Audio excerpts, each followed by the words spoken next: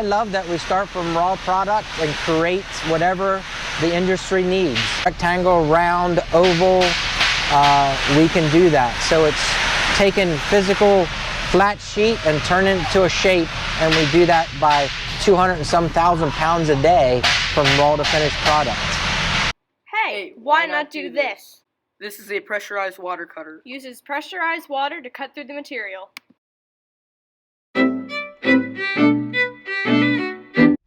Tabitha Musa, the financial controller. I'm responsible for all financial metrics and leading the organization with whatever financial responsibilities they need met, also with human resources. Thanks. Matthew Krause, the estimator. I actually started out in the shop, fabricating ductwork, building the ductwork. I was then actually pulled into an outside sales role. I did that for about a year. Troy Rental, One of the owners. This is our original facility here in York, Pennsylvania, and we just opened up a facility in Wilson, North Carolina.